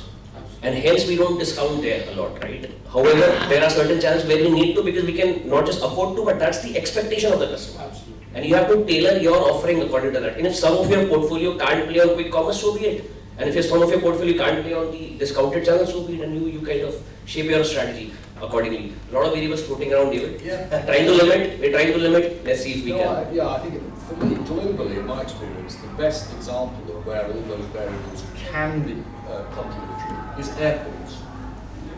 Because the customer, many of you have got stores within airports, but the customer profile and the acceptance of differentiation seems to be at a much greater level. So the fact that you're charging a premium probably with a very truncated range. Powder and gummies as a segment is growing in the country. So when going back to your question is how we decided to go offline, build online. So we have been operating on last 4 years, on all the channels, being marketplace, D2C. And one thing what we realized, we always had, we had to go offline because even if you see in the larger scale, online contributes close to 7-8%, and there's a huge chunk. If you see from the business standpoint, the brick and mortar is the brick and mortar, like what Varun said, and Abhishek also mentioned that it's very critical. So what we for us the inflection point, like David also mentioned earlier, is we listen to our customers. We were planning to be somewhere around 5th or 6th year down the line, but we got a lot of queries that you're not there, and we started to figure out that retailers were actually ordering online and keeping it into the stores. However, that was not the right mix because that the pack size and all. So important is that the geography and with the size of the variant and the SKUs, that's how we went inroads into the offline, and we are quite in the larger markets we are there. And I think it's very important that in every organization one has to see at what point they need to be in offline, because it's important thing. And like Abhishek also mentioned that at times the offline sales can be road rash people. I agree to you because from the margin perspective, and it consumes a lot of money, but one needs to be sure that this is how we need to build, and that's the way, because 80% brick and mortar one cannot lose. So I think that inflection point is very important to understand. It's a necessary evil to have. Yeah. So what do you think about this? Do you second it? Do you have any other thoughts? I think for us, what really worked in offline was also to, for us to discover within offline what kind of channel works. For instance, I think, our kind of, some of our product portfolio fits well, in airport convenience stores. Some of them fits well, at pharmacies. Some of them do well, at supermarkets, and some of them they, do decently well in, hypermarkets. So I think in a lot of the experimentation initially, we kind of discovered, and now we are at a position where we have segmented our entire portfolio into products that will be specially catered to airport channels and pharmacies, and some of them would fit well in supermarkets and hypermarkets. And that's been our approach. And I think we've been there, been in offline for last 5 years, more than 5 years now. So in a way, we have kind of understood where and when, what products will work and what will not. That is where we. Perfect. I mean, just to summarize the second part, it was a great pointers for us as well. So I have one last question for David on this point, but before I do that, so if I summarize the discussion, the second question, it's including everything, honestly: product right fit, the control of the data, the categories, the bandwidth of the company, the placement of the company, demand by the customer. There are so many factors which goes into making a decision of going offline for a brand. In your experience globally, what do you think? If you have to pick up top 3, let's say, that this 3 has to be right, and then the rest has to follow through. What your experience would be those 3 points? Thank you for that. My background, of course, just so we're all clear, is a background that's come the other way. So if you think about the European market, it tends to have come out of traditional retail into digital. And of course there's a pure play element, but that's a small part of the overall piece of the pie. The vast majority of the businesses that exist in Europe have had traditional business in bricks and mortar and have had to cope with and navigate the challenges of becoming digital. Many of you guys are going the other way. You're thinking, how do I migrate from being a single channel business into being an omni-channel business by adding offline rather than by adding online? So I think the only thing I would add from my background is that there are more considerations than you could ever seriously add into the mix. We've talked about the financials, we've talked about the unit economics, we've talked about customer confusion, we've talked about being able to measure all of this. The only thing I would do in adding another dimension to that extensive list is make sure you're tapped into what customers think. Make sure you're mapping both customer awareness and customer sentiment. And if you're mapping customer sentiment, you will be able to track how customers' opinions of you have changed given the actions you're embarked upon. So make sure before you do anything, you have a good grasp. It sounds like Tanvi you do, because you define yourself as a customer-centric business. Therefore, always being aware of how they're feeling about you is more important when you're navigating big systemic change. If you've got that, you've always got the chance to recall. You've always got the chance to go back. Now, the unit economics of going the way you're going, as we've said before, are challenging. You're going to be looking at unit economics of traditional retail and going, this has to work. This is high risk stuff. So I'd add one thing for you to think about. Use your online stores to understand how likely you are to be successful. Make sure you're doing all the geo work in your online store to understand how successful your offline store in that location is going to be. And if necessary, ask those customers what they think. I once did a piece of consulting work for a company in Switzerland, a company you guys know well because they're big here, the Barter shoe fabric, the Barter shoe business. And I was talking to the grandchild of the founder, and she said to me, how do we know what customers think about us? And I said to her, why don't you ask them? And she went, yeah, we could do that. This was 10 years ago. But the reality is, if you structure your approach to understanding what they think well, you can be tapped in very successfully to how they're thinking about your actions, and you can map how their sentiment changes given the actions you take. Now, getting out of physical retail is not like getting out of digital, is it? You're in it, and you're in it for the medium term. I get that, so you can't repeal those decisions easily. But if you're aware of what customers are thinking and how the unit economics of that decision are panning out, you can at least know quickly that you might not have made the right decision. Makes sense. That makes sense to me. I mean, so just to moving on to the last part of our discussion, where I want to summarize the entire conversation would be, now that we know that offline, online, omnichannel obviously requires so many steps to be taken, right? I mean, from your product market fit to your brand to data, so many factors. Honestly, if I start writing it down, it will become too busy. So, You need to write a book.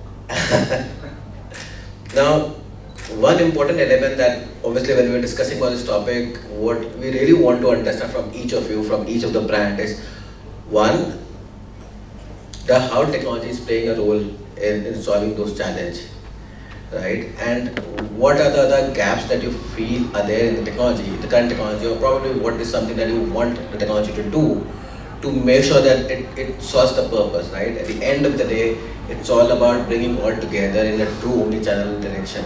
So what are those elements that you think would work for us? So let's start with the Mama Earth. I mean, if you want to go first. She already told us, right? I think technology is one of the key aspects which we think will help us penetrate in a much more efficient way to the market. And we try to use technology and data as deep as possible. Starting from putting a small QR code into your stores, asking people to scan it, and just reading more about the product, because you're launching a lot of new products. People might not be knowing them from other channels, so or maybe they're your marketing medium. So using those mediums to maybe not just selling the product, but also to create the top of the funnel, the awareness about your brand, etc., and also capturing the first party data really helps us really. So our focus is mainly how you can drive a technological driven penetration into the market, where we have a better control, better predictability, and maybe we can define the future into a much better way, where we know that, okay, these are my 5 levers. If I put my step forward into these levers, these are the possible outcomes into my offline world. Similar to way we are able to do in the online way, we know that these are the 3 things. If you do this thing, you will be able to scale in the future. So we want to make sure that our DNA of D2C or growing digitally, we also penetrate the similar thing onto the offline world as well. And that's how we are able to replicate onto the Mamaearth, and we're trying to replicate to the other brands which we have. Makes sense completely. What I think you were saying. See, basically one more thing. Offline is very big in India. There are 10 million offline stores in India. You also need to have one more component, which is filtration. So you need to filter whether 10 million outlets is relevant for you or 10,000 outlets is relevant for you. Different geographies. And technology, definitely technology is really important for us. Yes, D2C is completely technology based. Even offline we are using technology because our the frontline people who are going into the market, outlet to outlet, taking order, doing merchandising. They use app on their phone. They fill all the data, like which all product are there in the market, and that's how from head office we can actually track it out in how many outlets which of our product are there, and we can also track the offtakes from there. Yes, because the people quality is not that apt, so almost like we can say that it is 85% accuracy in that data. But yes, technology is really helping us to scale build this. Perfect. No, makes sense. Yeah, well, you're saying something. I mean, the funny part about technology and data is the more you get into it, the more you realize you're not doing it enough, right? And that's a great place to be in, because that kind of puts pressure on you to enable the ecosystem that you lead in any way possible to make decision making slightly better, right? I mean, that's pretty much what technology's role is in our lives. If we can ensure that we're looking at the right metrics and the right levers, which ensures that decision making is uniform, in alignment with the goals that have been taken, and leading into very, very efficient ways of stakeholder alignment. I think that is what technology we would want technology to do. In certain ways, we use it to have unified customer data. We use it in inventory management, we use it in sentiment analysis, we use it in a large part of backward and forward integration of vendors to customers, purchase orders and all of that. So we're using it like probably every other company is doing it here. Have we still reached a place where we know that these are the 4 or 5 things that need to be looked at and then a decision needs to be taken? We are slightly away from that, and probably we are in a journey where we'll probably reach there, but that's pretty much it. Yeah. So like for technology, what I believe is that technology is a tool, right? So it should be used as a tool. It shouldn't be one of the factors for growth, or it shouldn't be considered as one of the only thing when it comes to growth across, like if it's like the sales growth or it's the better product. Like what I believe is that technology is very important. It is a very good tool to ease out your work. And it should be. It's an enabler. Exactly, and it should be used in that way only. Like I have seen, like in the initial year, even I was like that. But like I have seen some managers in the company only. Like I have applied this tool. Now see the productivity will grow. The productivity won't grow like that. The productivity will grow by a process. Technology is a part of that process. So like that is what I mean. Implementing new technology, new software or anything should be a very thoughtful decision. Because if you've opted for something, then it should go down to the root. Absolutely. If it's not going down to the root, then it's of no use. Then it's just another, I would say, to-do list kind of a software. A lot of them are using, like, if people are not managed themselves, कोई फायदा नहीं है. Like you can use like multiple to-do lists and nothing would help you. So that's what. That's when technology, you're looking at technology when you're talking it as a point of tools, right? But technology can also be used, of course, data you use to enhance and you make your better business and marketing decisions. But technology is also to enhance the consumer experience, Yes. right? We can offer more, some forms of tools or technology that that enhances the experience, makes the brand more likable or create more equity, that this is something, value addition that has happened besides obviously the sales communication that goes on and everything else that is happening. So yeah, technology has multiple roles to play. But I completely agree with what Varun also said, that at what point is it enough, right? I think every day is a new app or a new API that comes to place. Every day is a learning curve for us as well, and honestly that's very overwhelming at times. We're doing our CRM tools, we're doing our everything to enable growth, everything to enable customer satisfaction. But every day there's a new tech tool which kind of eliminates everything that you've done in the past. So it is definitely extremely overwhelming for someone. Like I don't come from a tech background. For me, technology 2-3 years back was limited to Instagram and Snapchat. There was a high point of technology for us. But it's extremely difficult. Like till 2 years back, content is in chatbot and these apps have completely eliminated the need for content writers in an organization. So it's just a learning curve, and it's extremely difficult to unify everything and get the best out of these tools. It's not the easiest task for someone who doesn't come from a coding background. So how do you do it? We spend time as a team together. Our founders are both the groups, Vaseem and Andok, the founders are extremely open to discussions. We have these discussions with the entire office sitting together. We try to see what our competitors are doing. We try to see what new tools are there in the market. We share thoughts. And then, we have sessions where, let's say, even if I have a junior graphic designer who's very, very up to date with new tools, we would have them do a session with us and tell them that this is the new thing in the market and this is what we need to be updating. So I think it's Gen Z who's teaching us now that these are the new tools, and the millennials are kind of getting phased out. Being educated. Yeah, but it's just education. It's just knowledge sharing at the end of the day that helps. I'm a great believer in, to your point, people and process make a bigger difference than technology. Because if people and process is right, your technology will be right. Because those people are making good, sound decisions, and the processes that they manage are efficient. So technology is enabling that to happen. So you're not consciously making decisions about bad J versus bad B. You're making decisions about what you want to do and how you want to operate your business. And technology is molding itself around you. That's easy to say and quite difficult to do, but that's the way it ought to be. And you end up in a world then where you're not a slave to it. It's a slave to you, because ultimately you're driving it. No, that makes sense. Because technology as a landscape is overwhelming.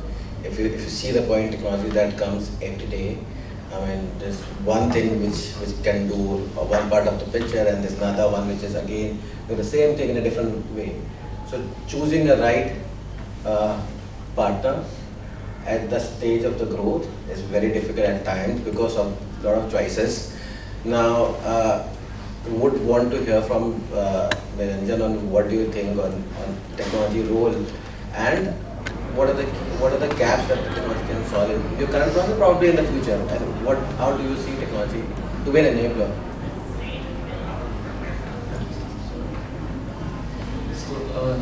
Complete D2C system is based on the technology only. So we see technology as a big enabler.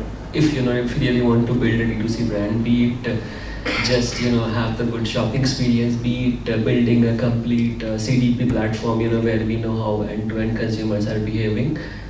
In the current system, which we see gap with say multiple shopping platforms, where we see we are not able to connect what's happening in D2C and in our EBOs.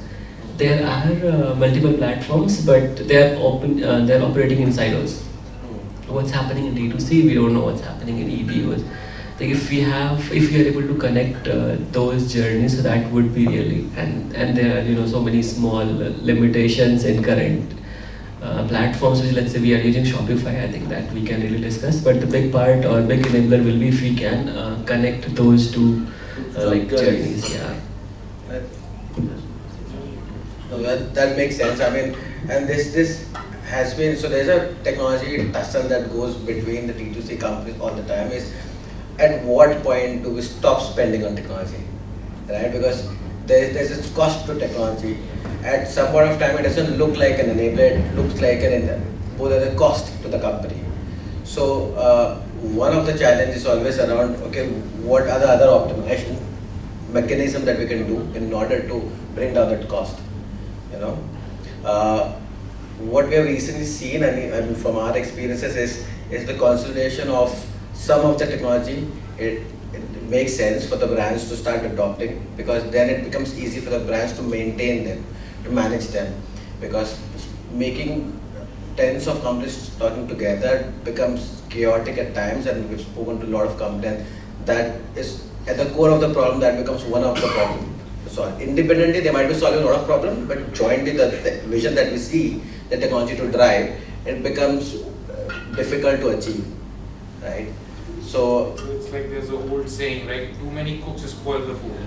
It's exactly like that. You try to integrate 20, 30, 40 different apps, and at the end, it's a nightmare to manage for any one person, especially if you're not a digital heavy or very capital rich, a tech team of 50 or 100 people, unless until you have an army, it's almost impossible to solve. Recently we saw an ad. We are looking for a full stack developer who knows, let's say Java, PHP, databases, data warehouse, React Native. At the end, somebody wrote, you're not looking for a full stack developer, you're asking for a whole IT division. So the skills that you need for doing all of that is basically spread across so many people. You don't say one person built me a house, having a website or a digital thing. The analogy in real world is literally like a house. When you build your website, it's pretty much similar to as you build a house. You need a plumber, you need a engineer, you need architects, you need masons, you need labor. So all kinds of people. That's how your whole technology comes together. And the challenge is when you have 10 different contractors building your house, you can imagine how it's going to shape up.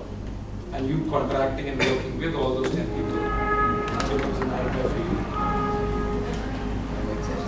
So how is the journey for Vadam team in terms of technology so far? See, I think technology, as you mentioned, right? So there are a lot of white spaces and gaps altogether, especially when we take Omnichannel as a platform, right? So more from a generic perspective, right? Not just Vadam specific. So let's say inventory management, for example, right? Which is for any consumer product, one of the biggest pain points. Supply chain is the biggest pain point, right? Be it international or be it domestic or local, right? So I think technology or having a platform where everything is uniform, everything is available at one place, right? So you don't have to run to, let's say, 50 different platforms, 50 people for coordination, right? So I think inventory management, be it platforms like SAP or other bigger platforms out there, right? So that's, I think, one major problem that technology can solve for product-based companies, like tangible product-based companies. Secondly, I think, as Abhishek said, that QR codes are probably given out. So I think gamification also becomes easier. I mean, if to give an example, right? So I think online and offline have a very strong correlation that we often at times it goes understated, right? So for example, Macy's, right, is one of the largest retailers in the US. So they actually had a case study that every time they used to shut down an offline store in an area, the online traffic on their website also used to dip, right? Not the other way around. The major reason for that was that the seamless experience of the consumer was hampered. For example, if you order online from an H&M, right, you have the option of returning that product in that offline store, right? Now, if the backends are not integrated with each other, you won't be able to do that, right? So therefore, I think technology solves multiple problems depending on different businesses that you're in and different pain points that you sort of face on an everyday basis. So therefore, I think for us, because we ship internationally, most of our business is global, right? So supply chain has been and probably will be the biggest concern or the pain point that we'll face, right? So inventory management and logistics would be a problem that we try to solve with technology. Completely with you. Your thoughts on the technology, Adarsh? So I think technology, like most things in business, also has to be looked at it from a first principles perspective. What problem is it that you're trying to solve through technology? I think in today's day and age, like having a website is not even technology anymore, right? It's just what everyone has. So from our perspective, two key issues that we try to address through technology is, as a brand, we've always focused on having the best fit for in our clothes for Indian women. and there is a lot of data analytics, etc., that goes behind the scenes in trying to ensure that. So that's a big piece of the technology puzzle for us. And secondly, in the fashion space, one of the biggest hurdles for most brands is working capital management and ensuring low inventory costs. So managing supply chain through a robust technology stack and ensuring that you are being able to predict your demand, you are able to fasten your product development cycles, etc., and ensuring that you don't sit on a lot of inventory. So that is what we try to solve through technology, and I think it will mean different things for different people depending on the challenges of their businesses. Completely with you. Sanat, I mean, on your experience, of what do you think? I think everyone would agree. We have kind of moved from a supply-based economy to a demand-based economy, right? And today we are looking at what customer wants than of the yesteryears when it was mostly driven by big manufacturers, pushing products for customers to consume. So I think technology overall, I think in the last 6 years of the industry that we've been, we've seen it's been a big enabler for us, not just in order processing, inventory management, working capital management, but also in enhancing our customer delight and ensuring that our social or our online purchase is a fair proxy to our offline purchase experience, right? So ensuring that that happens is what we have kind of achieved through technology basis, and that has happened because of different enablers that have been there, right? So if one was to buy offline originally, they would go to a store, pick the product, and then come back, right? And if the same experience has to be given to somebody who's buying online, do we have such fulfillment partners who are offering same day delivery or next day delivery, right? So in such manner, I think our customer delight and ensuring that the customer experience overall remains the same, has been there, and we really are big believers that technology would help and will continue to help in improving not just our business operations but also our customer experience.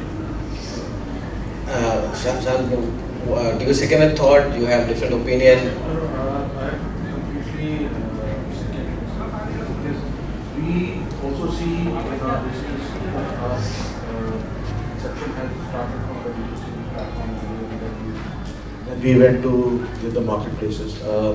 We use technology in a lot of understanding the customer cohort, right from its initial point to the melting point, there's a hell lot of analysis we do on, at what point the customer comes in, at what age, and when, if it's, let's say, they are, because our product is more of a functional rather just a candy, so the product has a lot of functional value attached to it, so it gives you certain results after a certain period of time, let's say from 2 months to 3 months. So we use technology to actually map on our repeats, at what point the customer came in, was it a student when they came in, when they had, when they had some surplus money, and then, so we use a lot of analysis and a lot of, we use quite a few tools also to understand the entire cohort. So it's very important thing, and I think, like Hadar also mentioned it, they are using, and it's a right way to look into it. Completely with you. I mean, with that, I want to take a closing word from David on what do you think about technology in terms of contribution as being an enabler in terms of journey of scale. Yeah, because I think the technology decisions you take in the early days tend to have fundamental impact on your business. But the inflection point is the point at which I encourage businesses to think about change. Because the inception technology is unlikely to become growth technology. And you'll need a partner, or you'll need some technology that's going to meet your business aspirations of the future, which are often goals you don't have in the early days. So change is an accepted norm. However, globally, there is pressure on the cost of technology. You know, back in the 90s, we were spending 20 to 30% of our net revenues on technology. Even today, big corporations are still spending 10 to 15%. I don't know what your numbers look like, but that number is still too high. Traditional businesses like yours, can't afford to be spending that much money on technology. There are lighter, more agile options out there. And whilst it may be convenient to have partnerships with a kind of one throat to choke business, that's costing a lot of money. You know, I can't tell you how many businesses I've helped who have signed off 2% of revenues for the next 5 years, only to find 2 years in, they can't afford that anymore. And they've got to renegotiate. So getting ahead of that curve and finding a partner who can take you through growth is, I think, what a number of people need to do well before the growth agenda hits. So the moment it hits, it's costing you lots of money. So I think the total cost of ownership is something to keep your eyes very firmly attached to. Quite apart from, is it delivering the customer benefits that you want it to? Technology is only getting cheaper, but what I see retailers being charged is more. That's a great insight. I mean, any closing notes from anyone? Vipul, I have a question from all the esteemed panelists, if I can ask. Yes. So guys, my name is Saurabh. I am with Better Commerce. I interacted with you, Varun, right? So just wanted to know, because I am speaking to Indian retailers, D2C brands in and out throughout the day. That's what my job is all about. Now, I have a question here. What makes these D2C brands fall in love? Their first love is Shopify, to be very specific. And when is the time to break up with that girlfriend, Shopify? And how will you guys do that? Because as Vikram said, that too many cooks can spoil the broth. So is this the time for, and this goes to all the esteemed panelists, for each businesses, what is the good time to break up with Shopify, point solutions like Shopify, Magento or WooCommerce, and think about an end-to-end stack? What is your take on that? Anyone? So I think the reason everybody goes for Shopify is because it's the availability. It's like what the consumer wants, and it's like right there. Right. So it's like placing our products to Omnichannel wali baat hai ki it's just right there. You don't have to think. So I think that is why everybody goes to Shopify. And as I was talking to you outside, so when the right time to break up with Shopify, I think so, is when it cannot handle your business anymore.